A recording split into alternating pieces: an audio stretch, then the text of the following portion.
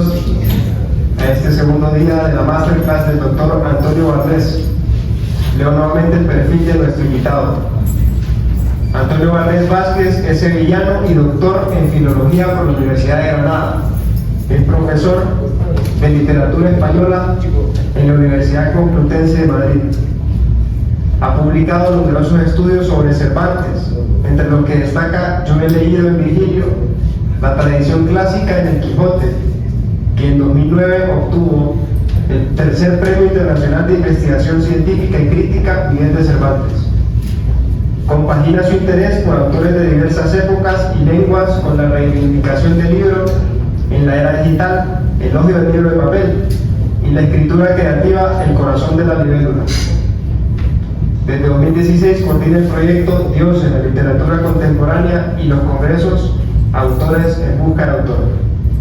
Con su ponencia magistral, hoy con el tema Una palabra vale más que 1000 imágenes, damos la bienvenida al doctor Antonio Barnés.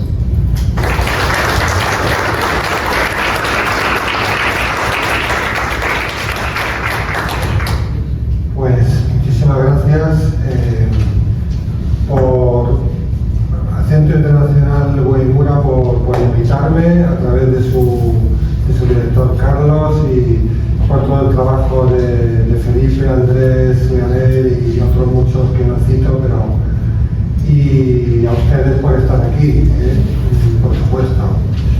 Entonces, pues el título de este masterclass es Una palabra vale más que 1000 imágenes, que es un título un poco provocador porque es lo contrario de lo que habitualmente se dice, ¿no?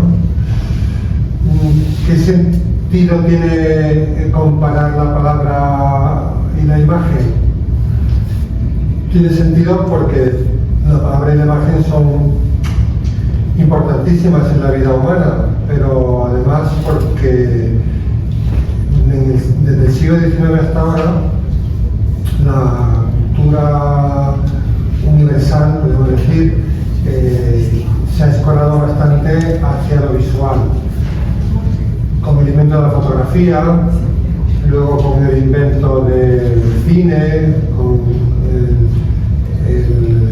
la televisión, pero en los últimos tiempos con internet y las redes sociales y todo lo que llevamos en el propio móvil, pues podemos decir que se ha acentuado todavía mucho más esa realidad de que vivimos en una sociedad de la imagen. De manera que comparar la imagen con la palabra, pues parece que es interesante.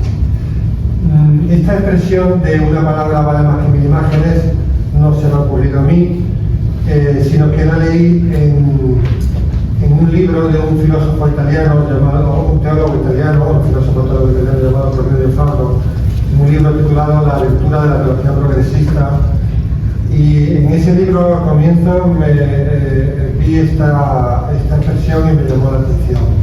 Creo que el libro no lo leí, nada más que leí la primera página, pero en esa primera página encontré esto.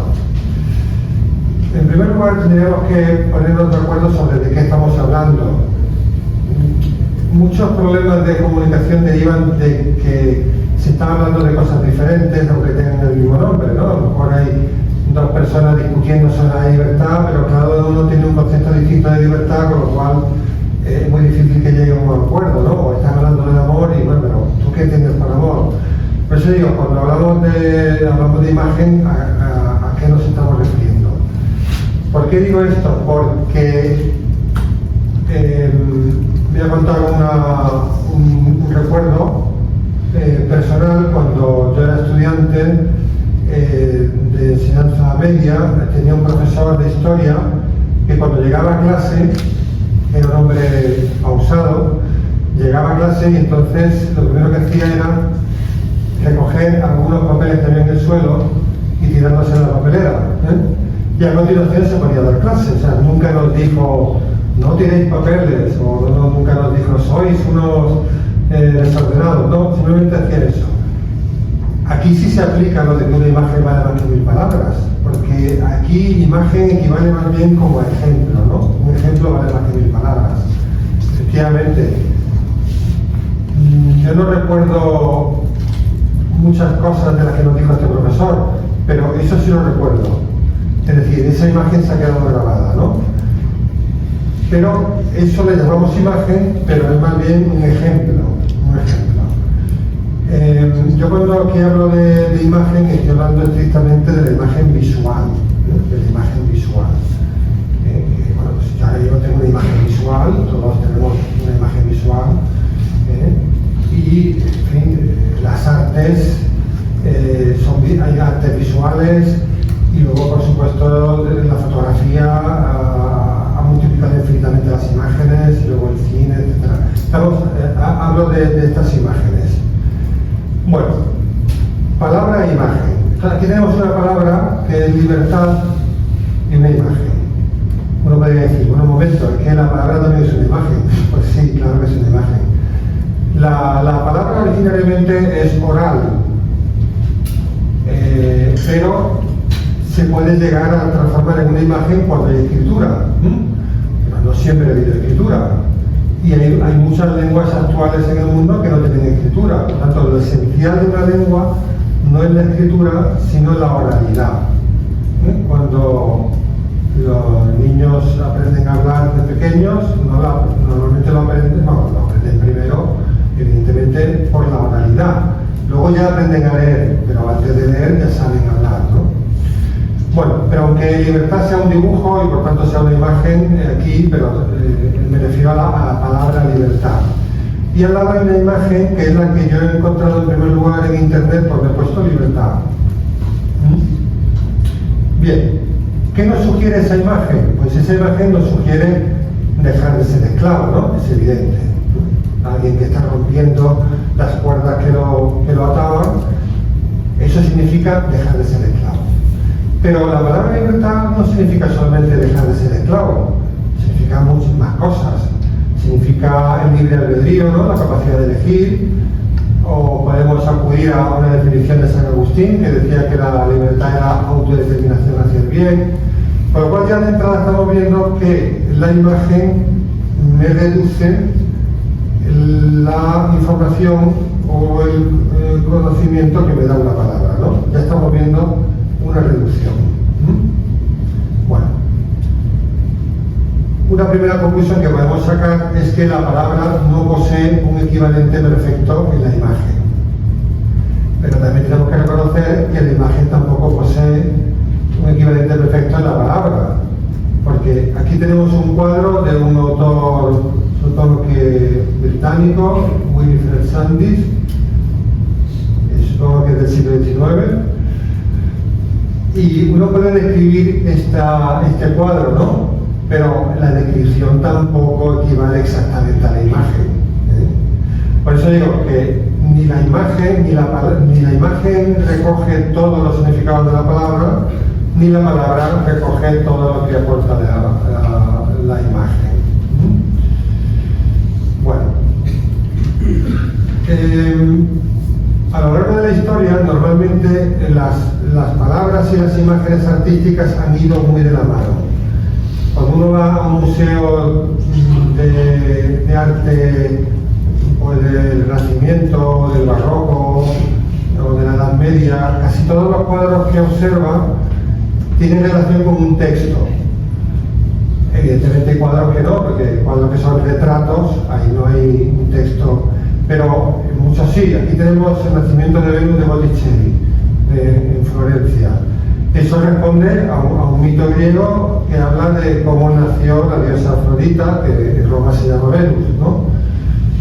Bien, pero el texto que ha generado este cuadro es más largo que el cuadro en sí, en el sentido de que la historia del nacimiento de Venus es más larga, es más extensa que el propio cuadro, sobre todo porque además cuando uno ve el mito del nacimiento de Venus, resulta que hay varias versiones. Y unos lo ponen en el mar, como aquí el cuadro, pero otros no. Con lo cual, una vez más vemos que el texto es más extenso que la imagen. Por una sencilla razón, porque el texto indica una secuencia temporal, mientras que la imagen imagen es una escena de esa secuencia, ¿no? Es como la diferencia que hay entre la fotografía y el cine. El cine tiene una secuencia temporal y yo en esa secuencia puedo extraer un fotograma y quedarme con una foto. Por tanto, siempre la foto va a relatar menos cosas que toda la película. Eso es inherente a esto. Es importante decir que cuando nosotros estamos distinguiendo la palabra o la imagen, no lo estamos haciendo con un propósito moral, ¿no? Es decir, bueno, la imagen es peor que la palabra, no, es un problema moral, es un problema de distinción. Es como cuando yo distingo una silla de una mesa, no es para perjudicar a la silla o perjudicar a la mesa. Esto lo digo porque como la razón está muy desacreditada, cuando a veces se distinguen cuestiones, se interpretan como acusaciones morales, ¿no? Por ejemplo, si yo digo que el hombre y la mujer son diferentes, se interpreta como que yo estoy diciendo que uno de los dos es inferior al otro, ¿verdad? No tiene nada que ver, son diferentes simplemente, no es mejor o peor, ¿eh? Es constatar una realidad, ¿eh? Decir que algo diferente de otra cosa no significa calificarlo moralmente. El famoso David de Miguel Ángel responde a un texto bíblico que está aquí y no se puede leer porque es muy extenso. Pero fijaos como todo este macrotexto es una sola imagen en Miguel Ángel, de una escultura. ¿Por qué? Porque Miguel Ángel ha escogido un momento. No, tú no puedes hacer una escultura con 25 momentos, sino con uno. Miguel Ángel ha escogido el momento en que David está preparándose para lanzarle a Goliat las piedras con su honda. Muy bien, es un momento de toda esta historia. Es verdad que es un momento importante. Otro momento importante es cuando le da con la honda o la piedra en la cabeza y Goliat se cae. Y otro momento importante es cuando Goliat está tirado en el suelo y llega David y le corta la cabeza, ¿no? Por ejemplo, hay un cuadro de Caravaggio donde es David cortándole la cabeza a Goliat. Pero vemos una vez más cómo los relatos son temporales y las imágenes son una instantánea, por la propia naturaleza de las cosas. Es frecuente escuchar que me ha gustado más la novela que la película, ¿no? O me ha gustado más la película que la novela. O quizás se suele decir más me ha gustado más la novela que la película. Pero a mí me parece que en esa afirmación hay un error, y es que se están comparando cosas distintas y se las está valorando como si estuvieran al mismo nivel. Una película nunca puede recoger exactamente la novela, porque entonces la película tendría que durar 25 horas. Una película es un lenguaje y una novela es otro lenguaje, son lenguajes diferentes. De manera que es verdad que uno puede decir la película ha adaptado bien la novela o no la ha adaptado bien, pero en principio las películas yo debería de compararlas con las películas y las novelas yo debería de compararlas con las novelas, porque son lenguajes diferentes. En esto ocurre lo mismo, el lenguaje narrativo verbal es uno y el lenguaje visual es otro. Son diferentes. Aún así, los podemos comparar porque de hecho un relato ha inspirado este cuadro y otro relato ha inspirado esta escultura, ¿no? Bueno. Entonces, hay una diferencia clara entre imagen y palabra, y una de ellas es que la imagen fácilmente se convierte en símbolo.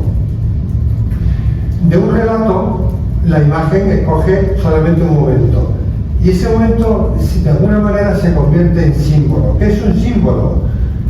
Según el diccionario de las Academias de la Lengua Española, el elemento o objeto material, un símbolo es un elemento o objeto material que por convención o asociación se considera representativo de una entidad, de una idea, de una cierta condición, etc.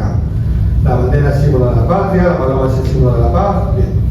Bueno, es una definición que como es del diccionario, pues en principio es interesante tenerla en cuenta, ¿no? Y aquí aparecen pues, unos símbolos, que vemos la cruz, vemos la estrella de David, etc., ¿no? El yin y el yang, bueno. Entonces, fácilmente la imagen se convierte en símbolo.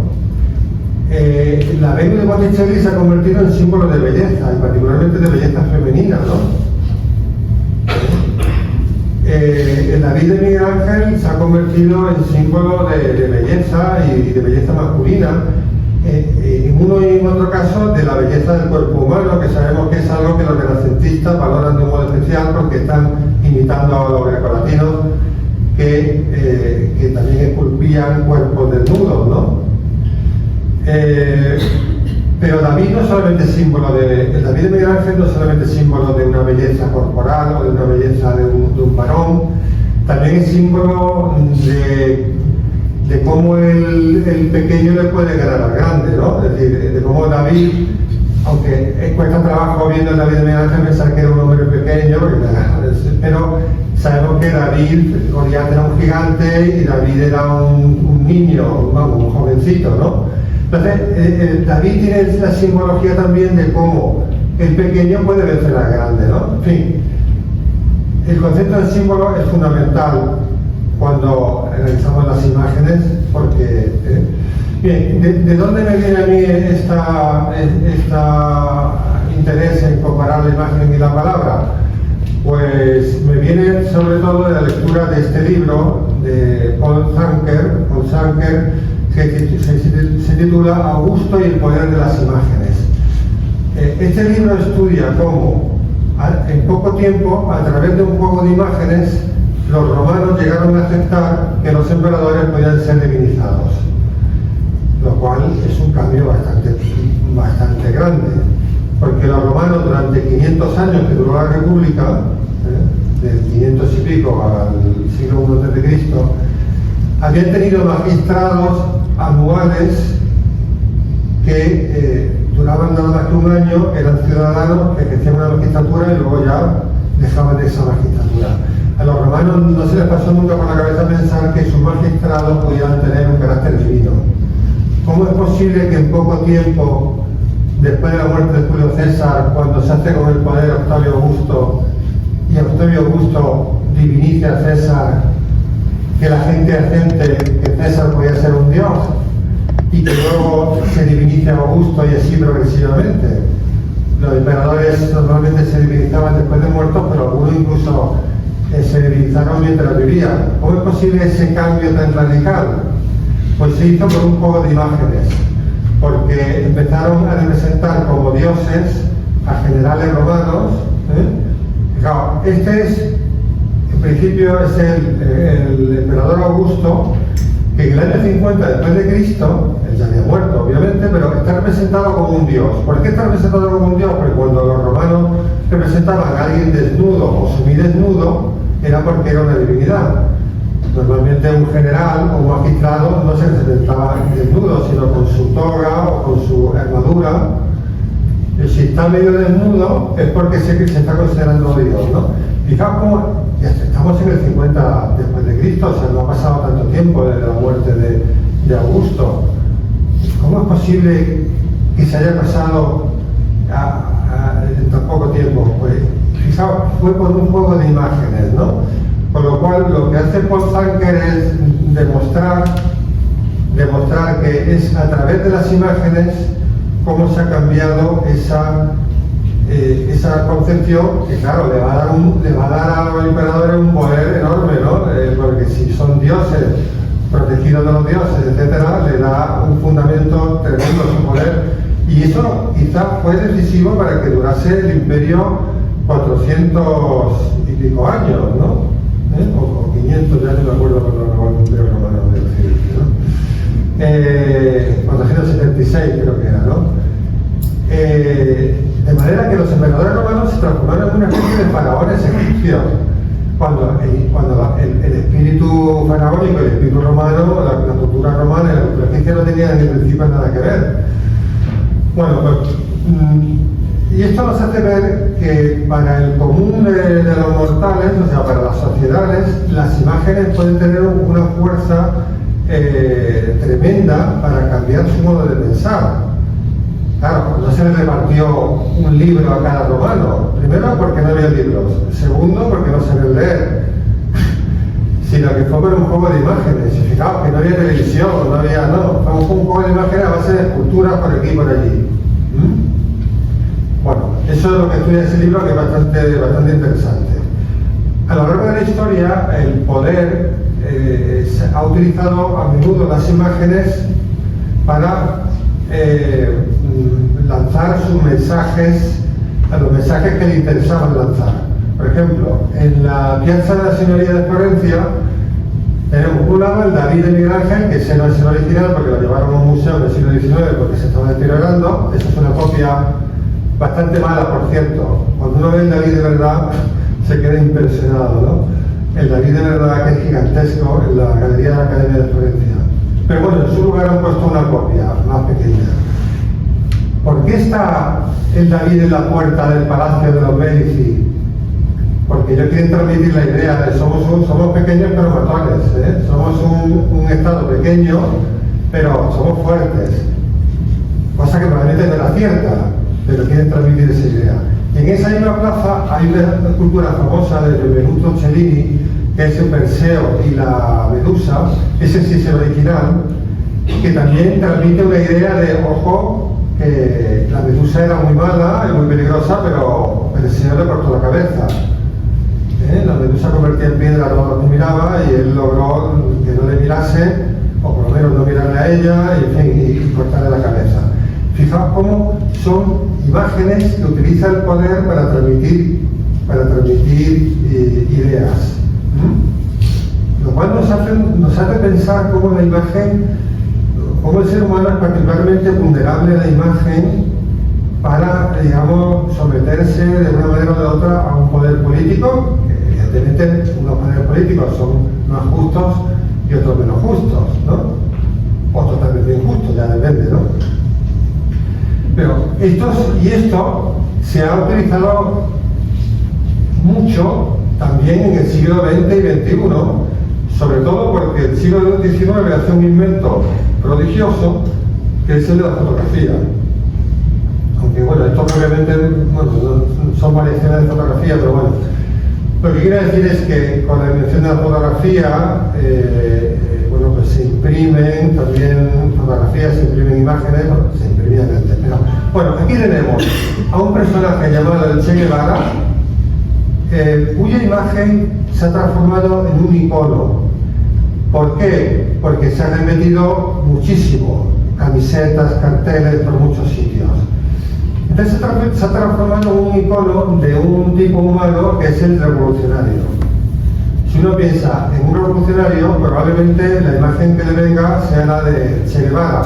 También le puede venir la de la razón, la de la Revolución Francesa, ¿no? De la razón guiando los pueblos y tal. Si uno se fija bien, esa imagen tiene ciertas connotaciones semejantes a la de Jesucristo, porque tiene barba y bigote, es más feo desde luego, pero bueno, es una imagen icónica, ¿no? Nosotros vemos esta imagen y se ha convertido en el prototipo de revolucionario. ¿Fue buena persona el Che Guevara o fue mala persona? No lo sabemos por la imagen. La imagen simplemente se ha convertido en un icono visual atrayente. Y a la derecha tenemos a un señor llamado Joseph Stalin, que es responsable más o menos de unos 20 millones de muertos, del genocidio de varios pueblos, uno de los gobernantes más terribles del siglo XX y por lo tanto de la historia, ¿no? Bueno, pues si lo tenemos como un padrecito simpático, o un abuelito simpático, como un niño pequeño, un niño simpático como todos los niños, con sus flores. Bueno, es evidente que esta es una foto de un dibujo que lo que pretende es una propaganda, ¿no? Para transmitir la idea de que Stalin es un hombre bueno, benefactor, etcétera, etcétera, ¿no? Bueno, es algo parecido a lo que hemos visto con los emperadores romanos, ¿no? Es decir, es utilizar la imagen para apuntalar el poder. Bueno, Existe desde los romanos una cuestión que se llama damnatio memoriae, que significa condena de la memoria, aunque esta expresión no lo utilizaban los romanos, lo que se utilizaban era esa práctica, y es un gobernante podía querer quitar de la memoria a un gobernante anterior mandando destruir todas sus imágenes, incluso prohibiendo que se hablase de él, ¿no? Eso se hizo, por ejemplo, con Calígula y en otros muchos casos. Pero eso se sigue haciendo ahora. Esta es una estatua de Saddam Hussein. Bueno, Saddam Hussein es condenado a muerte, pues sus estatuas son quitadas. ¿Por qué? Porque una estatua lo que transmite es una idea positiva del personaje. Y si yo quiero transmitir una idea negativa del personaje o que ese personaje se olvide, lo que hago es quito las estatuas. Es decir, que esta práctica sigue viva y significa como unos gobernantes quieren imponerse sobre la memoria de otros, etcétera, etcétera. Fijaos que aquí no estamos entrando en la razón o no razón que tengan, sino estamos hablando solamente del hecho de que esto sucede, ¿no? Pero no se están solamente tirando estatuas de personajes actuales, también se están tirando estatuas de personajes de hace 500 años, como Cristóbal Colón, en distintos sitios, o de otros personajes, porque se quiere hacer una damnación de la memoria. Pero bueno, nosotros aquí nos estamos fijando en cómo se quieren quitar las imágenes, porque las imágenes tienen un gran poder. Bueno, ya podemos sacar, creo que, algunas conclusiones, si es la distinción entre lo racional y lo emocional. A mí me parece que la palabra se ubica más en el ámbito de lo racional y que la imagen visual se sitúa más bien en el ámbito de lo emocional. La palabra, ya lo hemos dicho, es primariamente audible y secundariamente visible. Digo secundariamente y no imprescindible porque muchas lenguas actuales no tienen lengua, no tienen escritura, ¿no? Mientras que la imagen visual, como su propio nombre indica, es solamente visible. Bueno, a mí me parece que la palabra está un poco escorada hacia lo racional o bastante escorada hacia lo racional, y la imagen está más bien escorada hacia lo emocional. Entre otras cosas porque la razón humana se expresa mediante palabras. Nosotros pensamos con palabras. Yo a veces he intentado pensar sin palabras, pero no lo logro. Bien, ¿qué es una imagen? Según el diccionario, dice: figura, representación, semejanza y apariencia de algo. Aspecto, apariencia, forma. Estatua, efigie o pintura de una divinidad o de un personaje sagrado. Es curioso como la palabra imagen en el diccionario, en la segunda acepción, ya me la conecta con lo sagrado. ¿Por qué? Yo creo que porque la imagen en sí misma tiene una fuerza, un carácter, una energía sacralizadora. Yo creo que la imagen tiende a sacralizarse. ¿Por qué en el Antiguo Testamento, por qué los judíos prohíben las imágenes humanas? ¿Por qué el Corán prohíbe las imágenes humanas? Pues por esto mismo. No son tontos. O sea, como dice por ahí, la policía no es tonta. O sea, los judíos no son tontos y los musulmanes tampoco. Y saben que la imagen humana fácilmente se sacraliza. ¿Por qué? Porque tanto los judíos como los musulmanes han visto que todos los pueblos que les rodean tienen imágenes sacralizadas de hombres o de animales. Entonces, si tú crees en un Dios único y que no tiene cuerpo, evitas que la gente sacralice imágenes visuales de animales o de personas, ¿no? O sea que tiene lógica que los judíos prohíban las imágenes y que los musulmanes también. Entonces, ¿por qué los cristianos, sin embargo, hemos tenido imágenes desde muy pronto?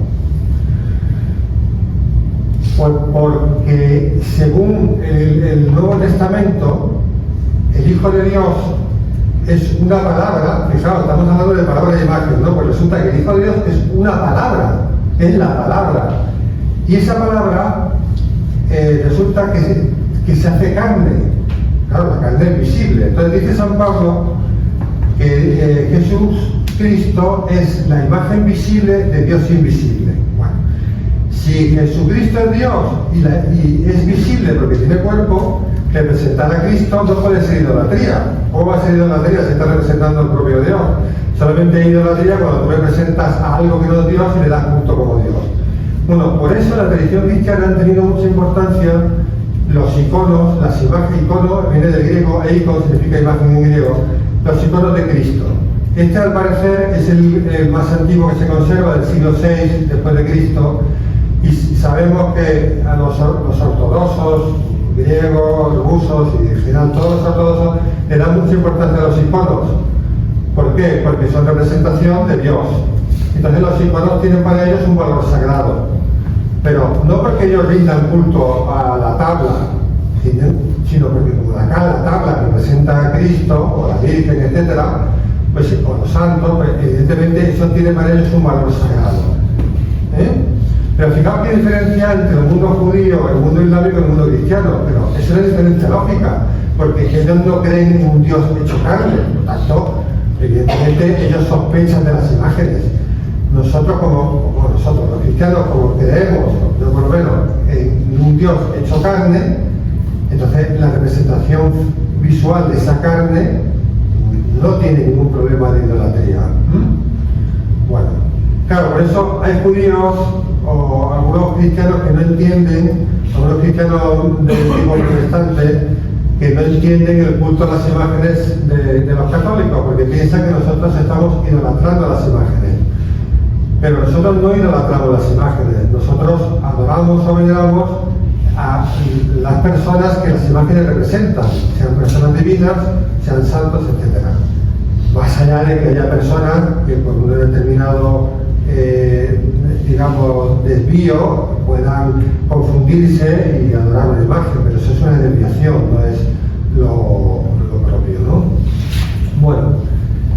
Es curioso porque en el siglo XIX, 1830 y algo, o sea, pronto, un pensador llamado Feuerbach escribió lo siguiente: y sin duda nuestro tiempo prefiere la imagen a la cosa, la copia al original, la representación a la realidad, la apariencia al ser. Lo que es sagrado para él no es sino la ilusión, pero aquello que es profano es la verdad. Más aún, lo sagrado se engrandece a sus ojos a medida que crece la verdad y que la ilusión crece tanto y también que el colmo de la ilusión es también para él el colmo de lo sagrado.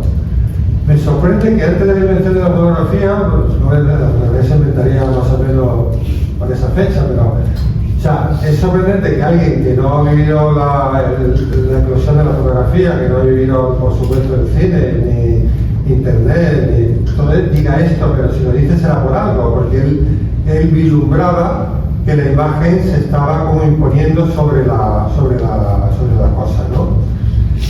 A mí me parece que el hombre que mira, el hombre, la mujer, el ser humano que mira, es más vulnerable que el hombre lector. Porque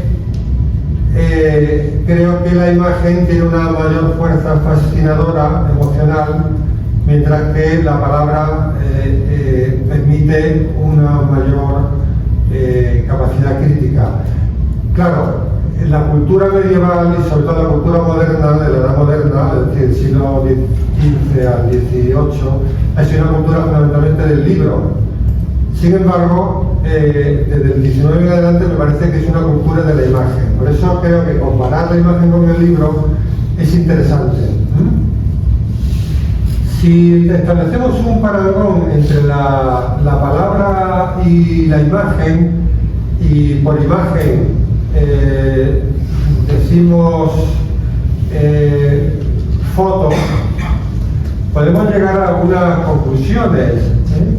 Por ejemplo, cómo el libro está fijo y los ojos se mueven, cómo las imágenes están en movimiento y los ojos más bien fijos. cómo la velocidad de la página y la velocidad del fotograma es distinta, el fotograma va más rápido y la página va más lenta. Esto es curioso porque cuando uno utiliza presentaciones en clase, como se descuide, va a una velocidad superior a la que el ojo humano está acostumbrado, de manera que la clase se convierte en algo desagradable, algo... Yo, de hecho, después de utilizar varios años presentaciones en clase, he decidido utilizar la pizarra. Aquí la he hecho para esta conferencia, pero yo utilizo la pizarra porque me he dado cuenta que la velocidad del profesor escribiendo de pizarra es una velocidad humana, mientras que la velocidad de la presentación se puede convertir en una velocidad de la máquina. Y no es la misma la velocidad de la máquina que la velocidad humana, ¿no? Bueno, entonces, en fin, cuando vemos, y fijémonos por ejemplo en la política, ¿no? ¿Dónde está la palabra en la política cuando hay elecciones? En un programa, ¿no? ¿Quién lee el programa? Nadie. ¿Qué es lo equivalente a lo visual en la política? El meeting. El meeting es muy visual. Es una escenografía. Y las palabras normalmente no son argumentativas, son como ladridos.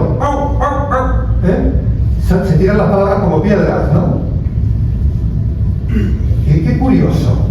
Es curioso que el programa, que es lo verbal, no lo lea nadie, y tampoco lo lee el político, que luego no lo cumple. Y sin embargo, la gente vota por el meeting, por lo visual, por lo guapetón, que es el candidato o la candidata, ¿no? A mí me parece que esta contraposición entre lo visual y lo verbal, cuando se aplica a la política, nos hace ver cómo, como nos quedamos en lo visual, caemos muy fácilmente en la demagogia. La demagogia no es solamente del que gobierna, la demagogia también es del que vota. El que vota al más guapo es un demagogo, el que vota a la más guapa es un demagogo, el que vota al que tiene la voz más cálida es un demagogo. Entonces, tienes que votar a aquella persona que te parezca más justa, más honesta, cuyo programa te parezca más razonable. Claro, eso prácticamente es imposible en una sociedad de millones de personas, ¿no? Bueno, entonces, fijaos cómo los libros te dan el texto en su contexto. El mundo audiovisual normalmente te da el texto fragmentado, te da el dato. Pero un ejercicio muy interesante es comparar un periódico de papel con un periódico virtual. Digital. Alguien ingenuamente puede pensar que estamos ante lo mismo. No estamos ante lo mismo. No estamos ante lo mismo. Un periódico digital es una explosión de luz y de color. O sea, un periódico digital lo que busca son imágenes impactantes, vídeos atractivos, mientras que el periódico de papel es otra historia. Y yo creo que los periódicos se han suicidado al hacer sus ediciones digitales. Ciertamente que no tenían más remedio que hacerla. No se han suicidado solamente porque se vayan a hundir, sino creo que se han suicidado porque han matado el periodismo. Cuando uno ve un periódico del siglo XIX o un periódico delante de la era internautica, claro, ahí hay comentarios, ahí hay artículos de opinión, ahí hay... Sin embargo, los medios digitales son todo mucho más visual, ¿no? Estas son cosas para pensarlas, ¿no? Son cosas para pensarlas. ¿Cómo podemos definir la lectura? Pues yo creo que la lectura se puede definir así: ascenso al monte de la abstracción desde el valle de la imagen.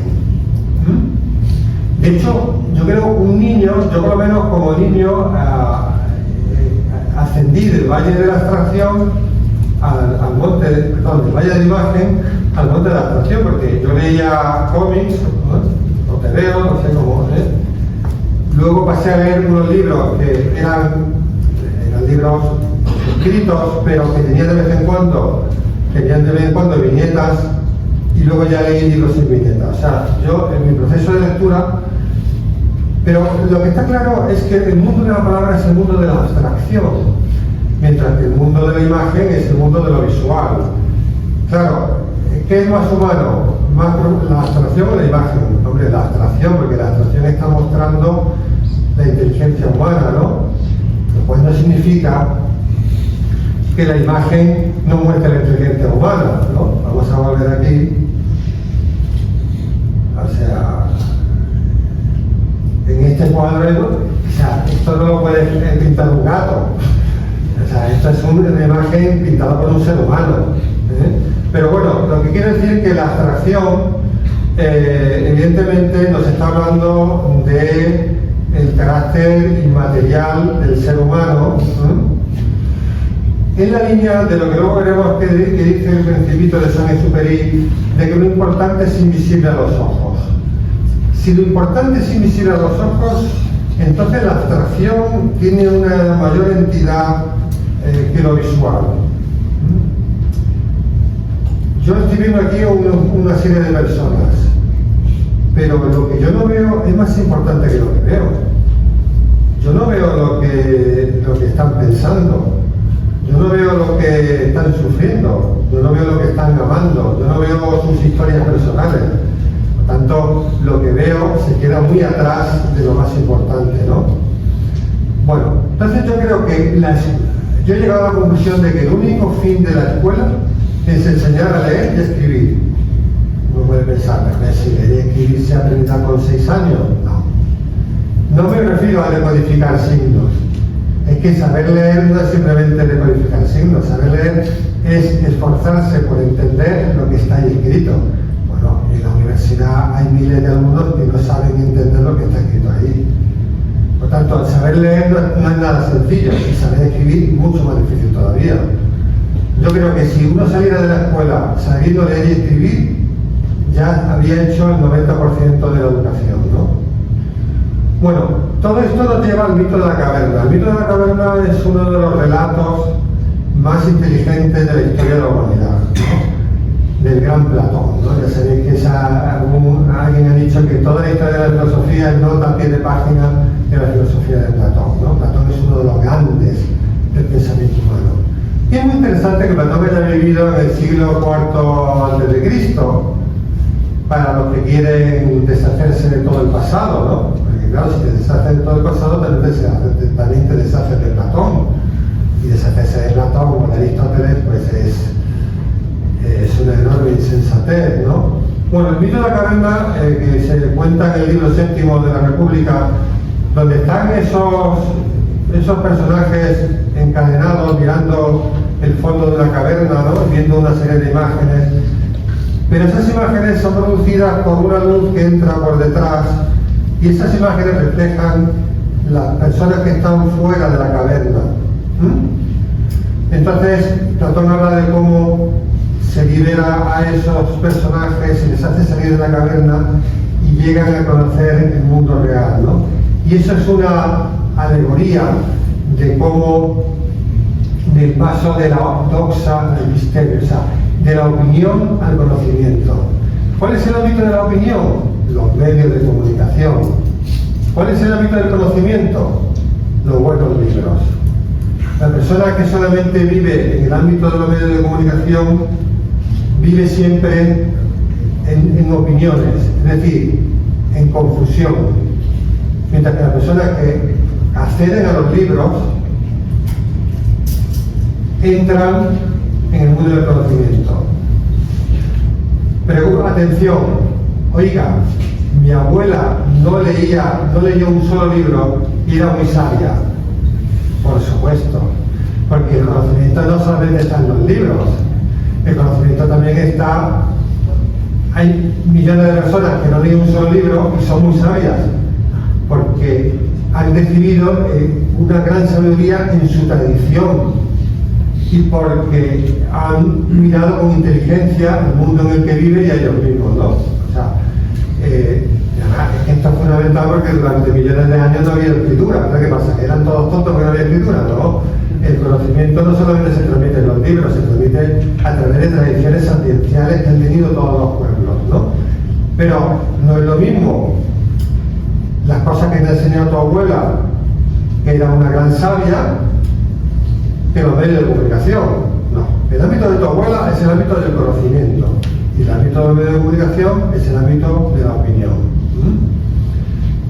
Por la propia naturaleza de los medios, porque da una información inmediata, fragmentaria, etcétera, ¿no? Lo cual no significa que los medios de comunicación sean malos, no, tienen su determinada función. Ahora, lo que no puedo yo es pretender entender el conflicto de Ucrania-Rusia simplemente por la noticia de los periódicos. Que yo quiero saber qué bomba cayó ayer, lo veo en el periódico. Pero si yo quiero entender qué pasa entre Rusia y Ucrania, lo puedo ver solo entre los periódicos. Yo tengo que leer libros de historia de Rusia, libros de historia de Ucrania, que ha pasado allí el siglo XX y que ha pasado allí el siglo XXI. Y eso no está en los periódicos, eso está en los libros, ¿no? Bueno, lo que dice el Principito, lo imposible, lo importante es invisible a los ojos. Bueno, no voy terminando, no sé ni a qué hora, esto que empezó, bueno, en fin, voy terminando. Yo creo que se puede hablar de una verdad o falsedad intrínseca. ¿De qué se trata? Se trata de armonizar la palabra y la imagen. En la Venus de Botticelli está armonizada la palabra con la imagen. En el David de Miguel Ángel está armonizada la palabra con la imagen. Es decir, puede haber armonía entre palabra e imagen, pero también puede haber desarmonía entre palabra e imagen.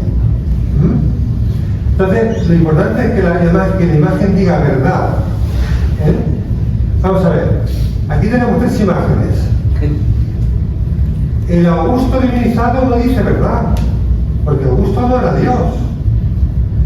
El Stalin como padrecito no dice verdad, porque no era un padrecito. El icono de Cristo sí dice verdad, porque Cristo es Dios. Claro, para eso hay que tener fe, evidentemente. Si yo no tengo fe, también puedo decir que esto es una manipulación, por supuesto. Eso hay que admitirlo. Como yo creo que Cristo es Dios, creo que la aureola que tiene Cristo dice verdad. Bueno, se podría discutir lo de Cristo. Ahora, evidentemente, lo de Augusto y el padrecito Stalin, eso no se puede discutir. En el sentido de que el padrecito Stalin no era padrecito. Luego, yo creo que luego se puede hablar de verdad, hay que hablar de verdad artística. Vamos a ver, cuando yo digo que una imagen diga verdad, no quiere decir que Venus haya existido.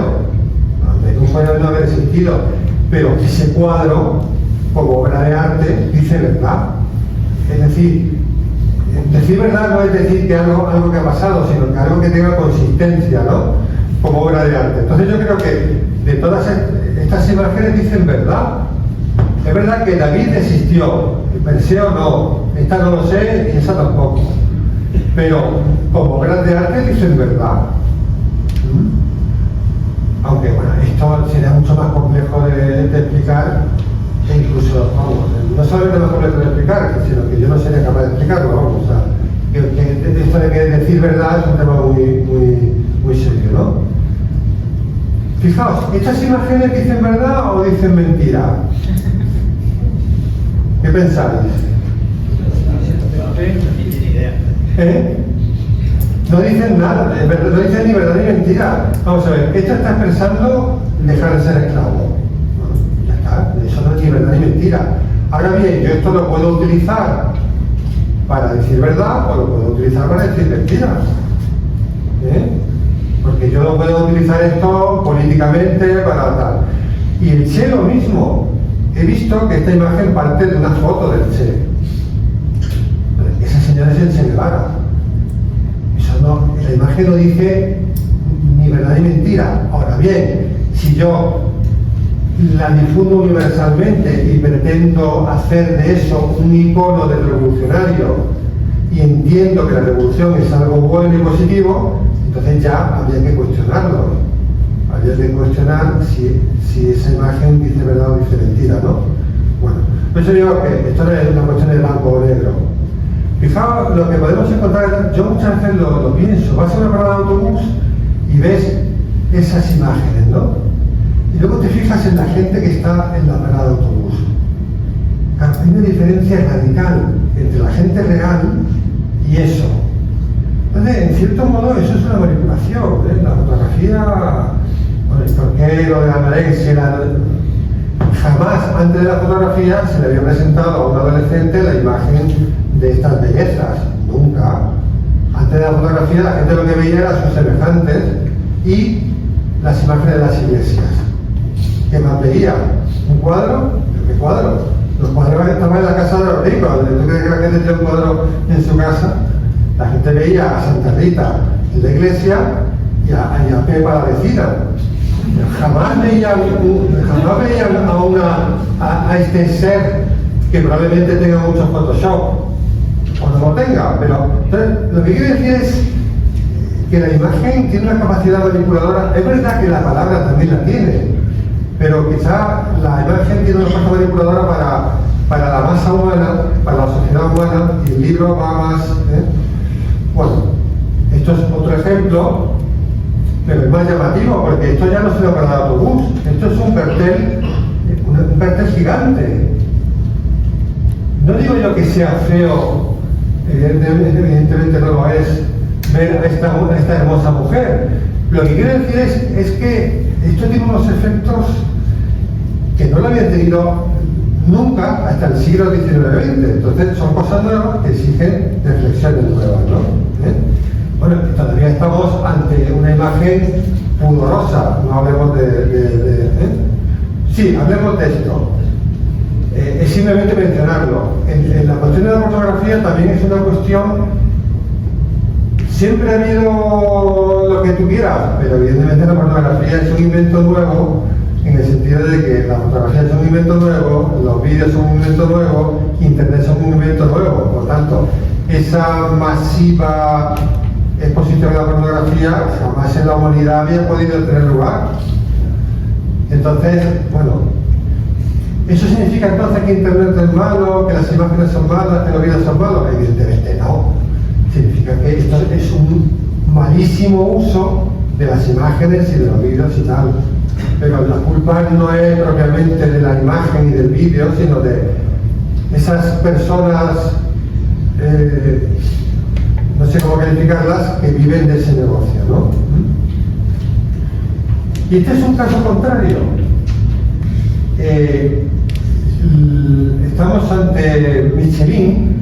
Hace años me contó uno que había vivido en Francia que los dueños de Michelin, que debe ser una empresa francesa,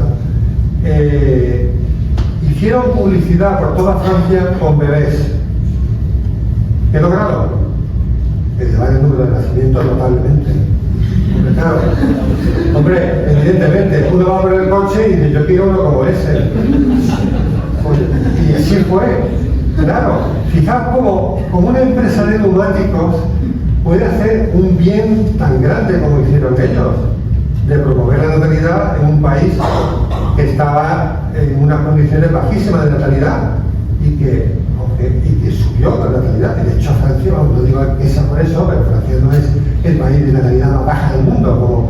Pero, es decir, fijaos el efecto de la imagen. Entonces, eso conviene saberlo. Y eso lo supieron los cristianos, por ejemplo, desde el primer momento. Entonces utilizaron los símbolos. Los símbolos son.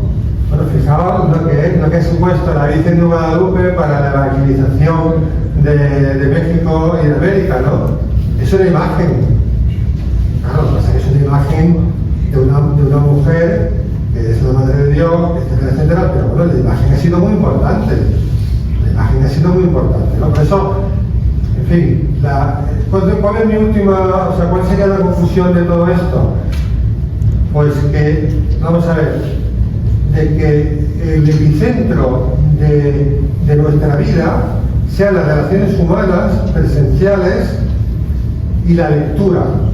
Y que lo otro, que también está presente en nuestra vida, de Internet, de las redes sociales, de los periódicos digitales, pues que sea algo secundario, que no sea lo primario, que sea secundario, y que todos los días tengamos contacto con personas y todos los días podemos leer un rato, y lo otro esté ahí, pero que no ocupe el centro. Que nos abracemos a la palabra como hace esta moza. Pues nada, eso es todo.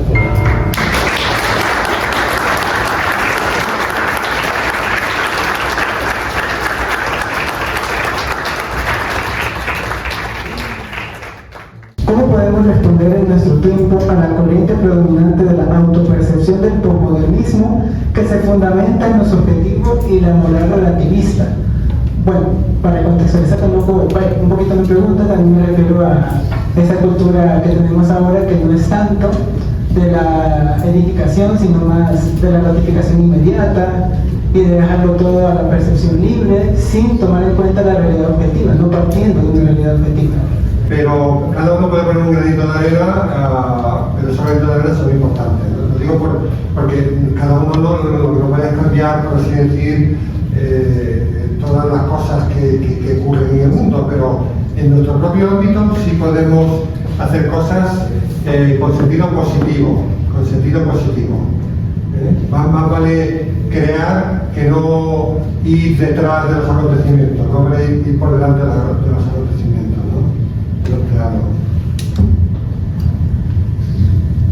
Profesor, primero muchas gracias por la charla.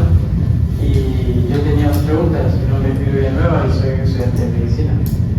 Quería preguntarle que en la frase que decía que el hombre mirón es más vulnerable que el hombre lector, si no me equivoco, que si nos puede explicar un poco más en qué sentido es la vulnerabilidad del hombre, y en la última parte, en la última diapositiva, de las prioridades del hombre, que si me gustaría agregar una que otra prioridad. Muy bien, vamos a ver, la imagen es fascinante, ¿no? La imagen tiene un efecto de fascinación, pero eso es engañoso, ¿no? Porque tú estás en un lugar donde hay una persona de una tremenda belleza, ¿no? Y te parece fascinante, muy bien, pero a lo mejor hay otra persona que no tiene esa belleza y es más fascinante todavía, porque lo invisible, lo importante es invisible a los ojos. La imagen es engañosa en ese sentido, ¿no? Vamos, yo voy a contar una cosa, es decir, uno de los motivos que impulsaron a una persona a descubrir su vocación al sacerdocio fue que conoció a una top model impresionante y que se puso a hablar con ella y se cayó el mundo a los pies. Bueno, eso es un ejemplo un poco tonto. Pero lo que quiero decir es que la lectura va a la cabeza y nos deja más libertad de criticarla, aunque eso también hay que hablarlo, pero que la imagen en sí, que la imagen cautiva. La imagen cautiva. Y nosotros, y en el caso de las personas es muy importante, ¿no? O sea, nosotros no nos podemos dejar llevar en el trato de las personas simplemente por la imagen que tienen, ¿no? Entonces, en ese sentido, el hombre mirón es más vulnerable, o sea, una persona que está todo el día viendo series es más vulnerable que una persona que está todo el día leyendo libros. Eso se experimenta, eso es así. También depende de los libros que lea, ¿no? Y sobre todo las series que se hacen ahora, que se hacen con una finalidad muy concreta de entontecer al personal, ¿no? Por eso tampoco estoy diciendo que todas las series son malas, ¿no? Lo que estoy diciendo es que lo que no se puede vivir es en el mundo de Alicia en el País de las Maravillas, ¿no? En el mundo de la imagen prediseñada en Hollywood y no Hollywood, no. Eso es un mundo ficticio. Entonces tenemos que vivir en la realidad. Y la imagen tenemos que ponerla en su sitio, ¿no?